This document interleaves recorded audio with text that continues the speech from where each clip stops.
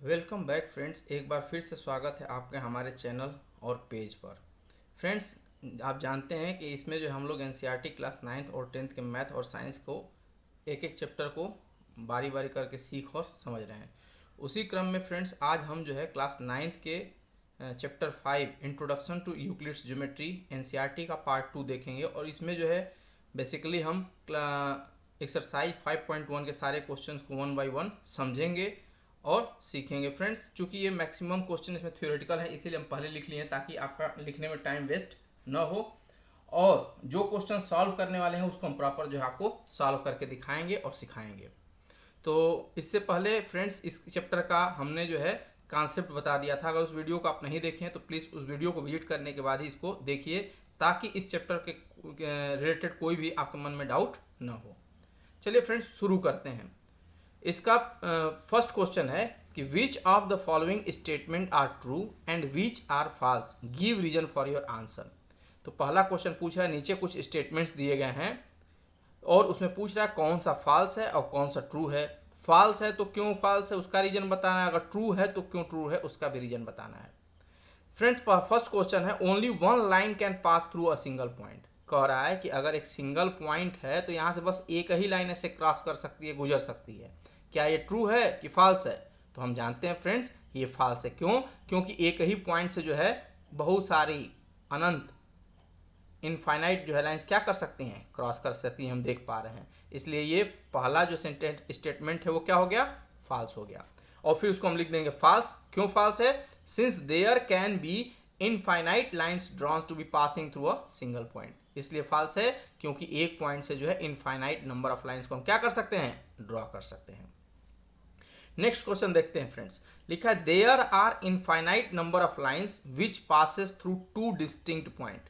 कह रहा है कि अगर दो जो है डिस्टिंक्ट पॉइंट मान लीजिए ऐसे हैं, तो ऐसे जो है इन दोनों पॉइंट से होके जाने वाले इनफाइनाइट नंबर ऑफ लाइंस को हम ड्रा कर सकते हैं। तो हम देख पा रहे हैं कि फ्रेंड्स ऐसा पॉसिबल नहीं है, इसके अलावा और कोई ऑप्शन नहीं है, बस यही एक लाइन क्या हो पाएगी, ड्रा हो पाएगी। अगर मान लीजिए यहाँ से ड्रा करेंगे तो ये गुजर जाएगी, लेकिन ये पॉइंट छूट जाएगा, इधर से ड्रा करेंगे तो ये पॉइंट छूट जाएगा, तो इसलिए ये पॉसिबल नहीं है।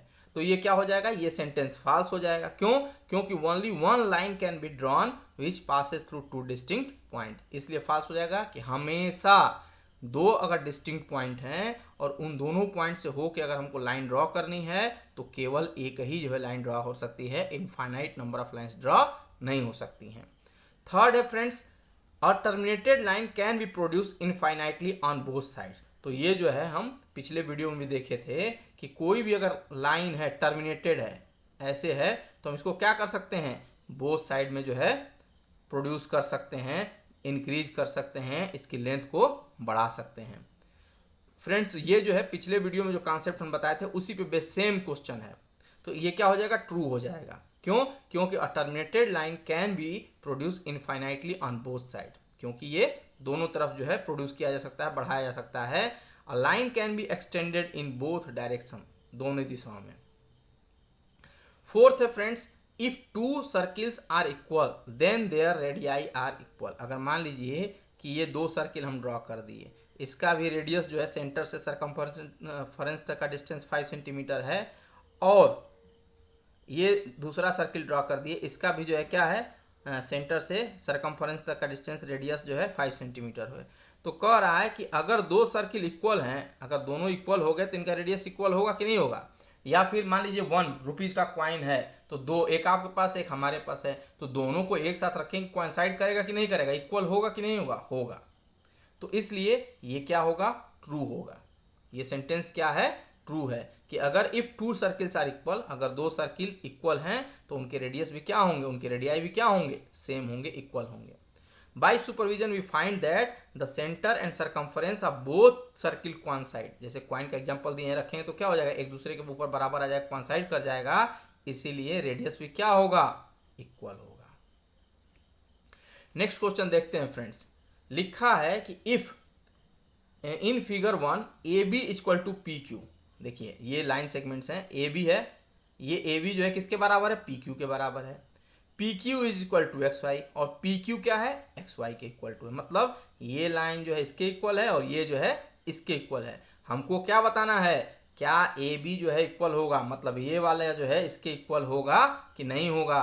तो हम प्रीवियस वीडियो में जिसमें हमने जो आपको यूक्लिड्स के एक्सियोम्स और पोस्टुलेट बताए थे, अगर नहीं देखा तो प्लीज़ उस वीडियो को विजिट करिए। और एक रिक्वेस्ट और है फ्रेंड्स, चूँकि एनसीईआरटी में नंबर ऑफ क्वेश्चंस कम है, इसलिए प्लीज़ आप कोई ना कोई साइड बुक लीजिए और हमारे बताए हुए कॉन्सेप्ट पे आप क्वेश्चन सॉल्व करिए 1 बाय 1 करके। मैक्सिमम जितना क्वेश्चन आप सॉल्व करेंगे उतनी ही क्या होगी, आपके परफेक्शन आएगा। तो इसलिए आप नंबर ऑफ क्वेश्चन सॉल्व करिए। अगर बाई चांस हमारे बताए हुए कॉन्सेप्ट पे आप क्वेश्चन सॉल्व नहीं कर पा रहे हैं तो प्लीज़ आप जो है क्वेश्चन को कमेंट बॉक्स में डालिए, हम उसको जो है क्या करेंगे, रिप्लाई करेंगे। चाहे आप फेसबुक पे देख रहे हो या इंस्टा पे देख रहे हो तो हमारे पेज को फॉलो कर लीजिए, ताकि नेक्स्ट वीडियो जो भी आए तो आपको नोटिफिकेशन या मिल सके। और अगर यूट्यूब पे देख रहे हैं तो हमारे चैनल को क्या कर लीजिए, सब्सक्राइब कर लीजिए। और इस वीडियो को अगर लगे कि ये नहीं वीडियो दूसरे लोगों तक भी, दूसरे फ्रेंड्स तक, दूसरे रिलेटिव में कोई बच्चा पढ़ा उसके लिए यूजफुल है, तो प्लीज़ आप इस वीडियो को मैक्सिमम शेयर करिए और अपना सपोर्ट हमें दीजिए। चलिए नेक्स्ट क्वेश्चन देखते हैं। देखिए यूक्लिड्स के फर्स्ट एक्सियोम्स में बताया गया था कि कोई भी चीज़ अगर इक्वल है और something are equal to each other, मतलब axioms things which are equal, अगर ये इसके इक्वल है, ये इक्वल है, तो ये तीनों भी क्या होंगे, आपस में इक्वल होंगे। जैसे A B equal to X Y है तो यही नहीं, अगर P Q equal to A B कहता तब भी ये तो दे ही दिया है। अगर मान लीजिए P Q equal to X Y कहता, ये भी दे दिया है। तो ये जब इसके इक्वल है, ये जब इसके इक्वल है, तो ये दोनों क्या होंगे, इक्वल होंगे। कैसे होंगे, यूक्लिड्स के फर्स्ट एक्सियोम्स में। चलिए फ्रेंड्स नेक्स्ट क्वेश्चन देखते हैं। नेक्स्ट क्वेश्चन है, give a definition for each of the following terms. नीचे कुछ टर्म्स दिए गए हैं, जैसे पैरेलल लाइन हो गया, परपेंडिकुलर लाइन हो गया, लाइन सेगमेंट हो गया, रेडियस ऑफ सर्किल हो गया, स्क्वायर हो गया। तो इनको क्या करना है, हमको डिफाइन करना है, डिफिनीशन देना है। फिर कह रहा है कि are there other terms that need to be defined first. और कह रहा है कि भाई अगर मान लीजिए आप पैरेलल लाइन डिफाइन कर रहे हैं तो क्या इसको डिफाइन करने के लिए कुछ और टर्म्स की भी जरूरत पड़ेगी कि नहीं पड़ेगी। अगर पड़ेगी तो व्हाट आर दे, वो कौन कौन से टर्म होंगे जिसको जो है parallel line, perpendicular line, line segment, radius of circle और स्क्वायर को डिफाइन करने से पहले हमको डिफाइन करना पड़ेगा और हमको उनको क्या करना है, डिफाइन भी करना होगा। तो फ्रेंड्स हमने पिछले वीडियो में भी आपको ये चीज़ें बताई हैं, कुछ पॉइंट्स को डिफाइन किया, जैसे पॉइंट क्या होता है, लाइन क्या होता है, प्लेन क्या होता है, सेंटर रेडियस क्या होता है, ये सब चीज़ें जो हम क्या कर चुके हैं, पहले ही डिफाइन कर चुके हैं। तो उस वीडियो का विजिट करके इस वीडियो को देखेंगे तो आपको कहीं भी किसी क्वेश्चन में कोई डाउट नहीं होगा। बल्कि इसके अलावा एनसीईआरटी के अलावा कोई दूसरी बुक भी आप लगा रहे होंगे, जैसे आर.एस. अग्रवाल या एस चंद, कुछ भी लगा रहे होंगे तो उसमें कहीं कोई डाउट आपको नहीं आना है, ये मेरी गारंटी है। कह रहा है, देखिए पहले तो हम जानते हैं कि पैरेलल लाइंस को अगर हम डिफाइन करते हैं तो हम जानते हैं कि पैरेलल लाइन क्या होता है, तो दो लाइंस हो गई, तो पहले हमको लाइन को डिफाइन करना पड़ेगा ना। फिर हम देखेंगे कि इनके बीच में क्या होना चाहिए, इक्वी डिस्टेंस होना चाहिए। तो इक्वी डिस्टेंस, तो ये चीज़ें हमको दो लाइन को डिफाइन करना पड़ेगा, प्लेन को डिफाइन करना पड़ेगा, तभी तो हम पैरेलल लाइन या परपेंडिकुलर लाइन डिफाइन कर सकते हैं। परपेंडिकुलर हम जानते हैं कि दो लाइंस होंगी, एक दूसरे पे राइट एंगल बनाएंगी तो परपेंडिकुलर होंगी। कहाँ बनाएंगी, किसी प्लेन में बनाएंगी। तो हमको लाइन और प्लेन और पॉइंट क्या करना पड़ेगा, पहले डिफाइन करना पड़ेगा, तब जो हम क्या कर पाएंगे, इन सारे टर्म्स को 1 बाय 1 करके डिफाइन कर पाएंगे। तो देखिए इसीलिए हमने लिख दिया है कि yes there are other terms that are needed to be defined first which are as follows. मतलब कि हाँ कुछ ऐसे टर्म्स हैं जिनको जो है ये गिवन टर्म्स को डिफाइन करने से पहले हमको डिफाइन करने का जरूरत पड़ेगा। और वो टर्म्स क्या है फ्रेंड्स, तो उसमें फर्स्ट टर्म है आपका प्लेन। प्लेन क्या होता है भाई, हम लिखेंगे किसी प्लेन में जो है अगर टू लाइन ड्रॉ करते हैं और दोनों जो है क्या हो, एक दूसरे से इक्वी डिस्टेंस हो तो उसको पैरेलल बोलेंगे। तो प्लेन क्या होता है, लाइन क्या होता है, तो a plane is a surface which lies evenly with a straight line on itself. तो प्लेन कुछ भी होता है, एक जो है सरफेस, प्लेन सरफेस एक सरफेस होता है जो इवनली मतलब एक समान रहता है और जिसपे क्या होता है, स्ट्रेट लाइंस ही होती हैं। फिर नेक्स्ट है पॉइंट। पॉइंट क्या होता है friend, a point is that has no part. तो पॉइंट वो होता है जिसका कोई पार्ट नहीं होता, कोई लेंथ, कोई ब्रेड्थ, कुछ डायमेंशन नहीं होता है। या इसी को हम ये भी लिख सकते हैं, a point is a dimensionless dot which is drawn on a plane surface. जैसे मान लीजिए प्लेन सरफेस है तो यहाँ पे हम ये डॉट बना दिए, तो इसका कोई डायमेंशन नहीं ना है, ना लेंथ है, ना ब्रेड्थ है, ना हाइट है, तो इसी को हम लोग क्या बोलेंगे, पॉइंट बोलेंगे। और थर्ड है फ्रेंड्स, थर्ड है आपका लाइन। लाइन क्या होता है, तो a line is a breathless length. Line जो है लेंथ होता है लेकिन इसमें कोई ब्रेथ नहीं होती, कोई चौड़ाई नहीं होती है। या फिर इसी को हम डिफाइन कर सकते हैं कि line is a collection of n number of point. जब ऐसे n नंबर ऑफ पॉइंट हो गए और इन सबको एक साथ मिला देंगे तो क्या हो जाएगा, हमारा लाइन ड्रा हो जाएगा। और इसको क्या कर सकते हैं, इसमें बस लेंथ ही होता है, कोई ब्रेड्थ नहीं होता है। उम्मीद है फ्रेंड्स आपको ये चीज़ें क्लियर हो रही होंगी। फिर भी अगर ना क्लियर हो, डाउट कुछ आए इसको देखते समय, तो आप प्लीज़ जो है कमेंट बॉक्स में पूछिए, उसका रिप्लाई हम करेंगे। अब आइए वन बाय वन करके उन जो है उसको डिफाइन करते हैं। तो पहला है आपका पैरेलल लाइंस क्या होती हैं। कह रहा है व्हेन टू और more lines do not intersect each other, मतलब दो या दो से अधिक लाइन एक दूसरे को इंटरसेक्ट ना करें, कहीं टच न करें, ठीक है, इन ए प्लेन। अब देखिए प्लेन आ गया ना, इसलिए हम प्लेन को पहले क्या कर दिए, डिफाइन कर दिए। किसी प्लेन में दो या दो से अधिक लाइन एक दूसरे को इंटरसेक्ट ना करें, टच ना करें, और perpendicular distance between them remains constant, और इनके बीच में जो ये क्या है, डिस्टेंस क्या होनी चाहिए, इक्वल होनी चाहिए। जैसे मान लीजिए एक लाइन ए बी हो गया, फिर दूसरा जो है पी क्यू हो गया, फिर आर एस हो गया, तो A B P Q R S ये कहीं एक दूसरे को टच नहीं करेंगी, और इनके बीच का जो परपेंडिकुलर डिस्टेंस है वो क्या होगा, इक्वल होगा। तो इन लाइंस को हम क्या बोलेंगे, एक दूसरे के पैरेलल बोलेंगे। हम बोलेंगे कि A B is parallel to P Q is parallel to R S. Perpendicular lines क्या होती हैं, when two lines intersect each other making a right angle, मतलब दो लाइंस हैं एक दूसरे को इंटरसेक्ट कर रहे हैं, लेकिन कैसे, राइट एंगल में। राइट एंगल मीन्स 90 डिग्री, ऐसे भी कर सकती हैं, या फिर एक लाइन ये हो गई एक लाइन ये हो गई, ऐसे भी कर सकती हैं, या फिर एक लाइन ये हो गई एक लाइन ये हो गई, तो ऐसे भी कर सकती हैं। तो दो लाइंस एक दूसरे को क्या कर रही हैं, इंटरसेक्ट कर रही हैं और राइट एंगल पे कर रही हैं, मतलब 90 डिग्री का एंगल बना रही हैं किसी प्लेन में, तो इसको हम लोग क्या बोलेंगे, इनको जो है परपेंडिकुलर लाइन बोलेंगे। जैसे मान लीजिए ये लाइन ए बी हो गया और ये लाइन जो है आपका पी क्यू हो गया, तो इसको हम लोग कैसे लिखेंगे, इसको लिखेंगे हम A B is perpendicular to P Q, या P Q is perpendicular to A B. दोनों बातें क्या हैं, सेम है। नेक्स्ट है आपका लाइन सेगमेंट। तो a line segment is a part of line. देखिए लाइन आ गया, तो लाइन को पहले हमने डिफाइन कर दिए हैं, तो इसीलिए क्वेश्चन पूछा था क्या और टर्म डिफाइन करने होंगे कि नहीं होंगे। तो a line segment is a part of line with 2 points and can not be. Line segment क्या होता है, लाइन सेगमेंट जो है किसी लाइन का, जैसे मान लीजिए ये एक लाइन हो गई, अब एरो लगा है, मतलब क्या है, इनफाइनाइटली ये दोनों डायरेक्शन में इंक्रीज हम कर सकते हैं लेंथ को। लेकिन इसी में अगर दो हम फिक्स्ड पॉइंट कर दिए, तो इसको हम लोग क्या बोलेंगे, इसको लाइन सेगमेंट ए बी बोलेंगे। लाइन और लाइन सेगमेंट में ये डिफरेंस है कि लाइन जो है क्या होता है, इसको जो है इनफाइनाइटली हम दोनों डायरेक्शन में इंक्रीज कर सकते हैं, लेंथ को बढ़ा सकते हैं, बट लाइन सेगमेंट का जो है लेंथ जो है फिक्स्ड होता है, इसको इंक्रीज नहीं कर सकते हैं, इसके दोनों पॉइंट जो है क्या होते हैं, फिक्स्ड होते हैं। चलिए देखते हैं रेडियस ऑफ सर्कल क्या होता है फ्रेंड्स। तो the fixed distance between the centre and the circumference, ये सर्कल हो गया, ये हमारा सर्कल हो गया। अब कह रहा है कि सेंटर, तो सर्कल का सेंटर ये हो गया, तो सेंटर के सर्किल से सरकमफरेंस ऑफ सर्किल के बीच में जो इक्वी डिस्टेंस होगा, यही क्या होगा, इसी को हम लोग रेडियस ऑफ सर्किल बोलते हैं। सेंटर से सरकमफरेंस ऑफ सर्किल के बीच का जो डिस्टेंस होता है उसी को हम लोग रेडियस ऑफ सर्कल बोलते हैं। जैसे मान लीजिए सेंटर ओ हो गया और ये जो है क्यू हो गया, सर जिस पॉइंट पे सरकमफरेंस टच कर रहा है, तो ओ क्यू क्यों हो जाएगा, ओ की जो है एक रेडियस हो जाएगा। स्क्वायर क्या होता है फ्रेंड्स, तो square is a quadrilateral, quadrilateral मतलब 4 साइड्स इसमें होंगे, in which all the 4 sides are equal. Square क्या होता है, इसमें 4 साइड्स होते हैं और चारों साइड्स क्या होंगे, इक्वल होंगे। जैसे मान लीजिए ए बी सी डी है, तो हमारा पहला साइड ए बी है, फिर दूसरा साइड बी सी है, तीसरा साइड सी डी है और फिर डी ए है, तो ये चारों आपस में क्या होंगे, इक्वल होंगे। और इनके जो इंटरनल एंगल है ये क्या होंगे, सारे राइट एंगल होंगे, 90 डिग्री होंगे। ऐसे मान लीजिए कि 4 साइड तो हम ऐसे ही बना सकते हैं, ये भी 4 साइड हो गया, तो क्या ये जो है स्क्वायर होगा, नहीं। क्यों नहीं होगा, क्योंकि इनके बीच के सारे पहले तो सारे साइड इक्वल नहीं है, और उसके बाद जो है एंगल भी क्या हो रहा है, 90 डिग्री नहीं बन रहा है, राइट एंगल नहीं बन रहा है, इसलिए ये स्क्वायर नहीं होगा।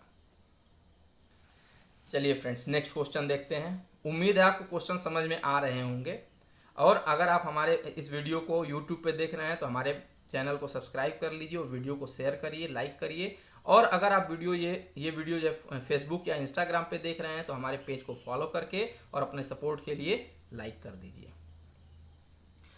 थर्ड दिया है consider 2 postulate given below. Friends postulate क्या होता है और एक्सियोम क्या होता है। तो पोस्टुलेट जो है एक ज्योमेट्रिकल ट्रूथ होता है जिसको जो है किसी प्रूफ की आवश्यकता नहीं होती है। एक्सियोम्स क्या होते हैं, तो एक्सियोम्स जो है एक जनरल ट्रूथ होता है जिसको जो हम क्या कर सकते हैं, बिना प्रूफ के ही एक्सेप्ट कर सकते हैं। तो कह रहा है कि दो पोस्टुलेट को क्या करिए, नीचे दिया गया है, इसको कंसीडर कीजिए। कह रहा है given any two distinct point A and B, कह रहा है कि कोई भी दो पॉइंट ए एंड बी दिया है। There exist a third point C which is in between A and B, तो ए यहाँ हो गया, बी यहाँ हो गया, इन दोनों के बीच कहीं भी जो है सी यहाँ भी हो सकता है, यहाँ भी हो सकता है, यहाँ भी हो सकता है, सी है।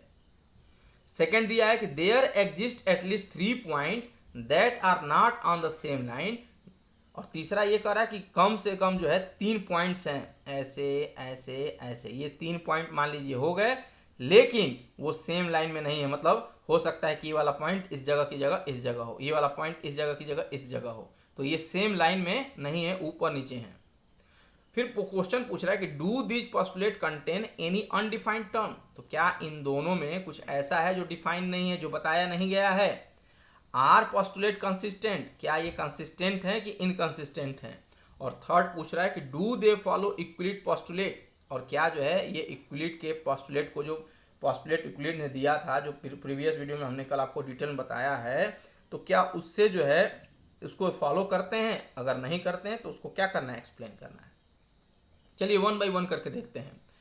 फ्रेंड्स, अनडिफाइंड टर्म्स, इन दोनों पोस्टुलेट में क्या क्या नहीं दिया है, क्या हमको और इसमें इंफॉर्मेशन देनी चाहिए। तो पहला कह रहा है कि there is no information given about the plane whether the points in the same plane are not. जैसे ऊपर वाला फर्स्ट क्वेश्चन जो दिया है कि given any point distinct 2 points, तो इसमें ना कोई प्लेन दिया है कि किस प्लेन में, ए बी है ठीक है, सी भी है ठीक है, लेकिन किस प्लेन में, दोनों एक ही प्लेन पे हैं या फिर अलग अलग प्लेन पे हैं। और फिर दूसरा कह रहा है कि also n number of point lies in a plane, हम पढ़ चुके हैं कि एन नंबर ऑफ पॉइंट्स जो क्या करते हैं, किसी भी प्लेन है, तो ये मान लीजिए एक प्लेन हो गया, तो इसमें जो एन नंबर ऑफ प्लेन्स क्या कर सकते हैं, हो सकते हैं, लाई कर सकते हैं। But here the position of point is not specified, लेकिन यहाँ जो है एक ही प्लेन में एन नंबर ऑफ पॉइंट्स हो सकते हैं, लेकिन यहाँ किसी पर्टिकुलर पॉइंट का जो है लोकेशन गिवन नहीं है कि ये जो है लाइन सेगमेंट को ज्वाइन कर रहा है, ए बी जो लाइन सेगमेंट है सेकंड क्वेश्चन में उसको ज्वाइन कर रहा है कि नहीं कर रहा है, ऐसा कुछ नहीं दिया है। तो थर्ड क्वेश्चन पूछ रहा है कि do these contain any undefined term, और फिर पूछ रहा है, तो पता चल गया भाई कि ये अनडिफाइंड टर्म्स हैं। फिर पूछ रहा है आर पोस्टुलेट कंसिस्टेंट, तो हम लिखेंगे yes these postulate are consistent when we deal with these situation. आगे हम बताएंगे दो सिचुएशंस जो दिए हैं, तो उन सिचुएशन के साथ अगर डील करेंगे तो ये दोनों गिवन पोस्टुलेट क्या होंगे, कंसिस्टेंट होंगे, अदरवाइज नहीं होंगे। हमको क्या देना है, देखना है friends, point C is lying between and on the line segment A B, मतलब जो गिवन नहीं है तो हम ये मान लेंगे कि पॉइंट सी क्या है, ए बी एक लाइन है, इसके बीच में ही जो है कहीं सी है। और दूसरा point C not line on the line segment joining A B, no they don't follow the Euclid postulates, they follow the axioms. और दूसरा कह रहा है कि पॉइंट सी जो है ये इस पे जो नहीं लाई कर रहा है, यहाँ लाई कर रहा है, तो इसलिए थर्ड क्वेश्चन जो पूछा था क्या वो पोस्टुलेट को फॉलो कर रहे हैं कि नहीं कर रहे हैं, तो इसका आंसर होगा नहीं, फॉलो नहीं कर रहे हैं, ये यूक्लिड के पोस्टुलेट की जगह उनके जो है एक्सियोम्स को फॉलो कर रहे हैं। और एक्सियोम्स क्या होते हैं फ्रेंड्स, अभी बताया हमने कि जनरल ट्रूथ होते हैं जिनको जो है किसी प्रूफ की आवश्यकता नहीं होती है, एक्सेप्ट कर लेते हैं विदाउट प्रूफ। पोस्टुलेट क्या होते हैं, ये ज्योमेट्रिकल ट्रूथ होते हैं जिनको जो है विदाउट प्रूफ के हम क्या कर सकते हैं, एक्सेप्ट कर सकते हैं। चलिए क्वेश्चन 4 देखते हैं फ्रेंड्स। लिखा है if a point C lies between 2 point A and B, अगर कोई पॉइंट सी है जो क्या कर रहा है, ए और बी के बीच में लाई कर रहा है, such that A C is equal to B C, और ऐसे लाई कर रहा है कि ए सी और बी सी का डिस्टेंस क्या है, इक्वल है, then prove that A C is equal to half A B, हमको ये प्रूव करना है कि ए सी क्या है, हाफ ए बी के बराबर है। Explain by drawing the figure, पहले हमको फिगर ड्रॉ करना पड़ेगा। चलिए फ्रेंड, कह रहा है ए एंड बी, तो पहले हमने क्या किया, ए बी एक जो है ये ए हो गया और ये बी हो गया। कह रहा है ए सी इक्वल टू बी सी, मतलब पॉइंट सी जो होगा इस लाइन पे ऐसी जगह पे होगा जहां से क्या हो, ए सी इक्वल टू बी सी हो, मतलब इन दोनों से ए से भी जितना दूरी हो उतना ही जो है बी से भी इसका डिस्टेंस होना चाहिए। अब हमको प्रूव करना है कि ए C is half A B, तो इसको सॉल्व करते हैं फ्रेंड्स। देखिए इसमें गिवन है, इसमें गिवन है क्या, गिवन है AC is equal to BC। ये क्या है, गिवन है। और हम जानते हैं फ्रेंड्स कि अगर जो है हम दोनों साइड किसी चीज़ को ऐड करते हैं तो क्या होते हैं, इक्वली होते हैं। प्रीवियस वीडियो में हम पढ़ चुके हैं, यूक्लिड ने बताया है कि अगर सेम अमाउंट को या सेम क्वांटिटी को अगर हम दोनों साइड में ऐड करते हैं, दो अलग अलग क्वांटिटी में ऐड करते हैं, तो इनके वैल्यू पे कोई डिफरेंस नहीं आएगा। तो इसलिए लिखेंगे हम after adding AC on both side, after adding AC on both side. Both side means क्या, both side means AC BC दोनों तरफ। तो यहाँ AC पहले से है, इसमें हम AC को लिख देंगे, AC प्लस AC हो गया। और यहाँ BC है तो हम लिखेंगे BC प्लस फिर AC। ठीक है फ्रेंड्स। अब इन दोनों को अगर हम ऐड करेंगे तो AC प्लस AC क्या हो जाएगा, 2AC हो गया, is equal to BC plus AC। देखिए BC प्लस AC, तो ये क्या हो गया, AB के बराबर है कि नहीं है, BC प्लस AC AB के बराबर है कि नहीं है ना। इसके साथ हम यहाँ ये कंडीशन भी लिख सकते हैं, if equals are added to equals, मतलब ये दोनों इक्वल हैं और इनमें कोई सेम अमाउंट को हम ऐड करते हैं, सेम क्वांटिटी को ऐड करते हैं, to equals, then wholes are equal, then whole are equal. तो जो इसका रिजल्टेंट होगा वो भी क्या होगा, इक्वल होगा, उसमें कोई चेंज नहीं आएगा। तो देखिए 2AC तो हो गया, और यहाँ फिगर से देख रहे हैं कि AC और प्लस BC या BC प्लस AC क्या हो रहा है, AB के इक्वल है। तो हम यहाँ लिख देंगे इसकी जगह AB, अब बाकी आगे लिख देंगे हम फ्रॉम फिगर। अब देखिए फ्रेंड्स, हमको क्या प्रूव करना है, AC is equal to half AB। तो ये 2 जो है ये इसके साथ मल्टीप्लाई में है, और जब इधर आएगा तो क्या हो जाएगा, डिवाइड में हो जाएगा। तो हम लिख सकते हैं कि AC is equal to AB by 2, या इसी को और जैसा दिया है वैसा करने के लिए बराबर सेम है, चाहे 1/2 AB लिखें चाहे AB/2 लिखें, दोनों सेम है। लेकिन हम इसको ऐसे लिख देंगे, AC is equal to 1/2 AB। तो ये एज इट इज जैसा क्वेश्चन पूछ रहा है वैसा हो जाएगा, और ये हमारा प्रूफ हो गया। तो इसलिए हम यहाँ लिख देंगे हैंस प्रूव्ड। चलिए फ्रेंड्स, नेक्स्ट क्वेश्चन देखते हैं। कह रहा है कि इन क्वेश्चन 4, मतलब अभी जो क्वेश्चन हम सॉल्व किए हैं, point C is called mid point. हम ये भी जानते हैं कि भाई दो लाइन इक्वल है, इससे इक्वी डिस्टेंस है, तो पॉइंट C को हम लोग क्या बोलेंगे, मिड पॉइंट बोलेंगे, ये हम जानते हैं। कह रहा है prove that every line segment has one and only mid point. तो हम ये जानते तो हैं कि भाई हर लाइन सेगमेंट का एक ही मिड पॉइंट होगा, दो मिड पॉइंट नहीं हो सकता है। लेकिन उसको हमको क्या करना है, प्रूव करना है कि वन एंड ओनली ही क्या होता है, वन एंड ओनली ही जो है मिड पॉइंट होता है। तो सबसे पहले फ्रेंड्स हम एक फिगर ड्रॉ करते हैं। जैसे मान लीजिए कि ये एक AB जो है लाइन हो गया, और इसके बीच में जो है बिल्कुल नेग्लिजिबल डिस्टेंस पे हम मान लेते हैं 2 पॉइंट PQ। ये है तो एक के ऊपर एक ही, लेकिन हम आपको शो करने के लिए ये डिस्टेंस में दिखा दिए हैं। अब हमको ये प्रूव करना है कि P इक्वल टू Q है या AP इक्वल टू QB है। तो ये सिद्ध हो जाएगा, मतलब P इक्वल टू Q हो जाएगा, तो एक ही मिड पॉइंट होगा, यही हमको प्रूव करना है। चलिए फ्रेंड्स, तो पहले हम क्या लिखेंगे, पहले हम लिखेंगे जो फिगर ड्रॉ किए हैं, पहले हम क्या किए हैं कि एक जो है लाइन AB बनाए हैं। तो लेट AB या A and B be the line segment. AB एक लाइन सेगमेंट हो गया, एंड P एंड Q क्या हो गए, दो डिफरेंट B, टू डिफरेंट, ऐसा हम लेट कर रहे हैं, टू डिफरेंट मिड पॉइंट्स। बाकी तो हम जान रहे हैं, बचपन से ही जान रहे हैं कि भाई एक लाइन का मिड पॉइंट एक ही होगा। तो ये हम लेट कर लिए। अब कह रहा है कि hence P and Q, PQ क्या है, मिड पॉइंट है AB के। तो लिख देंगे हेंस PQ इज या are mid point of AB। तो इसलिए फ्रेंड्स पहले तो जब बराबर ही है तो हम ये लिखेंगे ना कि AP is equal to PB, AP is equal to PB। ये मान लीजिए फर्स्ट इक्वेशन हो गया। और फिर सेकेंड टाइम लिखेंगे A Q equal to Q B. ये हो गया A Q equal to Q B, ये हमारा सेकेंड हो गया। अब फ्रेंड्स हम क्या करेंगे कि ये तो हो गया, अब हम जानते हैं कि P B plus A P plus A P ये किसके बराबर होगा, ए बी के बराबर होगा कि नहीं होगा। तो इसी को हम लिख देंगे कि P B plus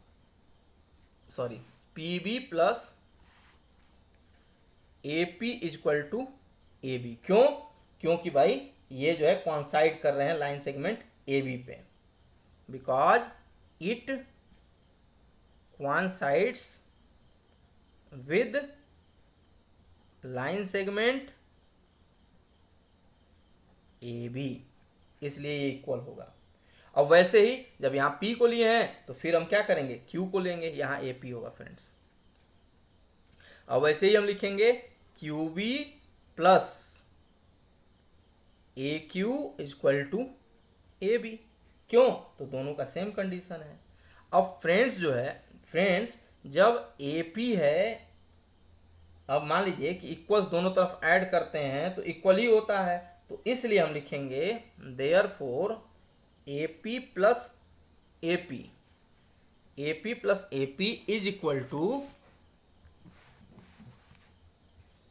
AP plus AP is equal to AP plus BP, AP plus BP। देखिए AP प्लस BP, क्योंकि दोनों बराबर ही तो ले चुके हैं ना, ऊपर से बराबर ही तो हैं, तो इसलिए ये AP इक्वल टू BP हो जाएगा। और हम यहाँ लिखेंगे it equals if equals are added.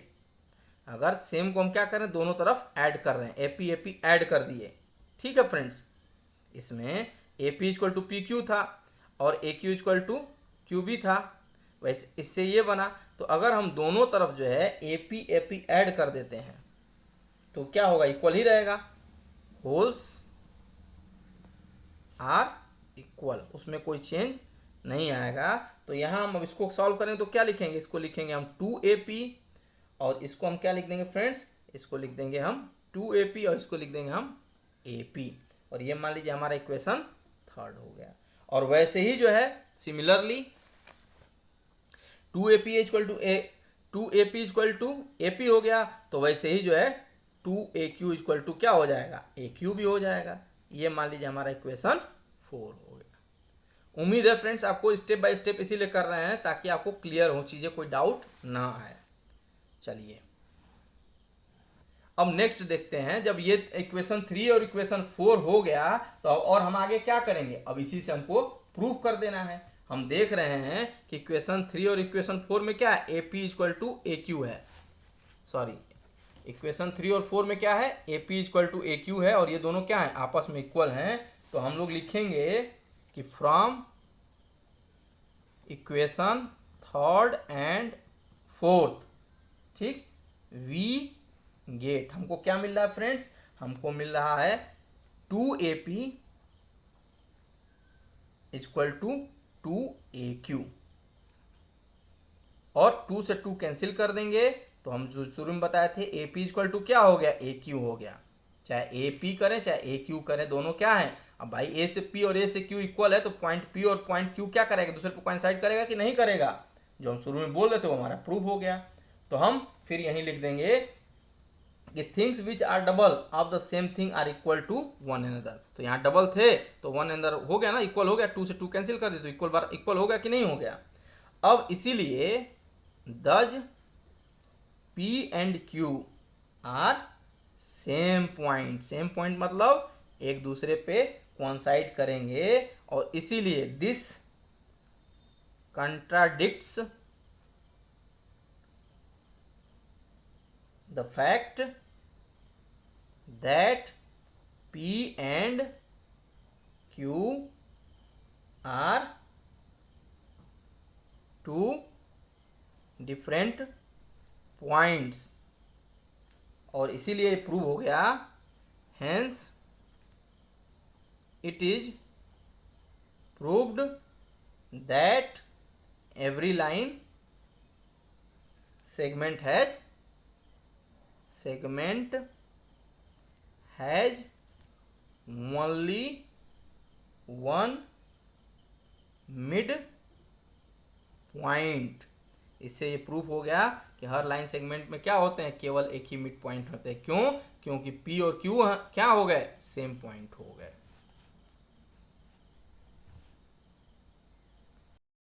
चलिए फ्रेंड्स नेक्स्ट क्वेश्चन देखते हैं। कह रहा है कि इन फिगर, जो नीचे फिगर दिया है, if AC is equal to BD, मतलब AC क्या है, BD के इक्वल है, तो हमको क्या प्रूफ करना है, AB इक्वल टू CD। हमको ये प्रूफ करना है कि AB भी क्या होगा, CD के इक्वल है। कब? AC जो है BD के इक्वल है, तब हमको प्रूफ करना है कि AB जो क्या होगा, CD के इक्वल होगा। तो हम पहले फ्रेंड्स क्या दिया है उसको लिखते हैं। क्या दिया है, given that AC is equal to BD। ये गिवन है कि AC इज इक्वल टू क्या है, BD है। और फ्रॉम फिगर, हम फिगर से देख रहे हैं कि अगर हम मान लीजिए AC लिखते हैं, AC, तो AC क्या है, AB प्लस BC के इक्वल है।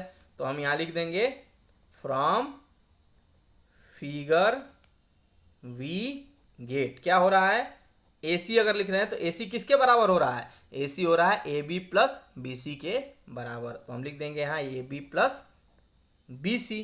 और वैसे ही अगर BD को देखना चाहें फ्रेंड्स हम, तो BD किसके बराबर हो रहा है, तो BD हो रहा है BC प्लस CD के बराबर।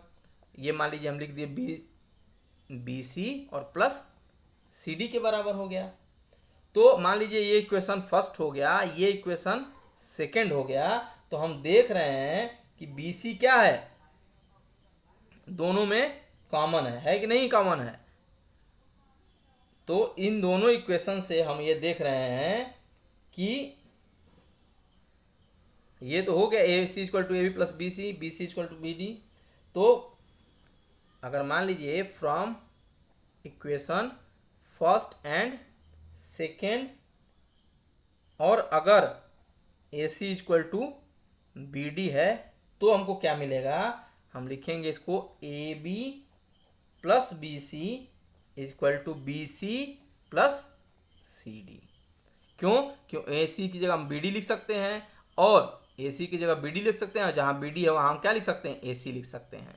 तो इसलिए ये हमारा बन गया। और ये किसके द्वारा है, ये किसके है, तो हम लिख देंगे अकॉर्डिंग टू यूक्लिड्स एक्सियोम।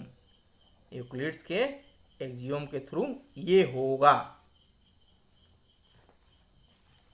अब हम जानते हैं कि जब जो है दो इक्वल ऐड हों या सब्ट्रैक्ट हों, तो दो इक्वल जो है किसी भी क्वांटिटी, दो अलग अलग चीज़ों में ऐड करें या सब्ट्रैक्ट करें, तो उसकी क्वांटिटी पे कोई प्रभाव नहीं पड़ता है। तो हम इसमें क्या कर देंगे, अब लिख भी देते हैं कि वी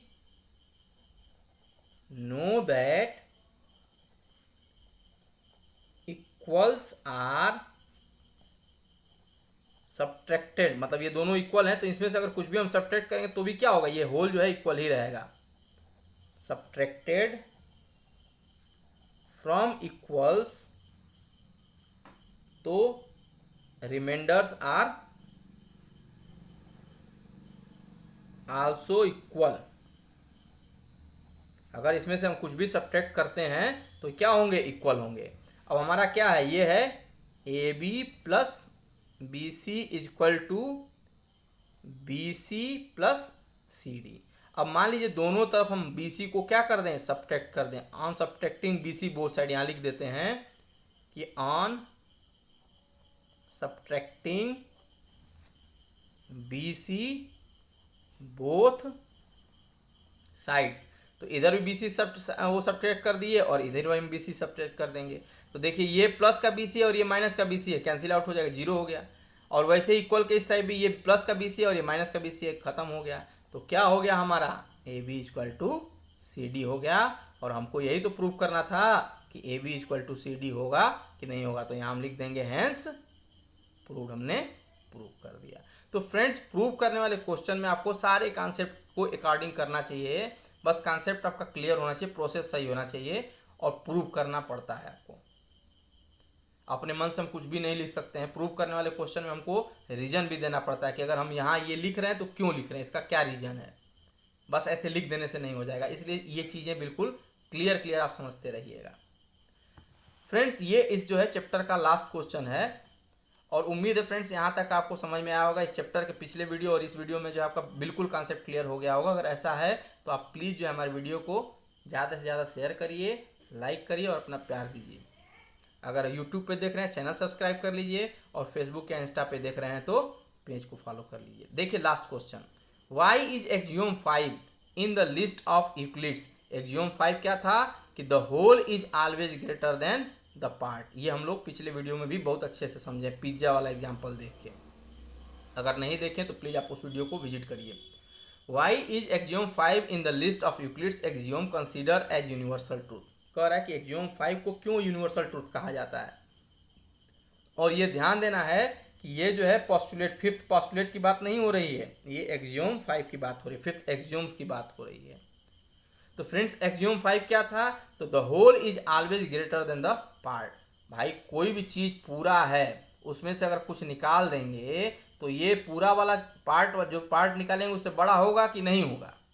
सपोज दैट अगर मान लीजिए कि आप 1 किलोग्राम शुगर लेके आ रहे हैं और उसमें से अगर 100 ग्राम निकाल दिए तो 100 ग्राम बचा है, बड़ा है कि 1 किलोग्राम बड़ा है। ऑब्वियस सी बात है 1 किलोग्राम बड़ा होगा।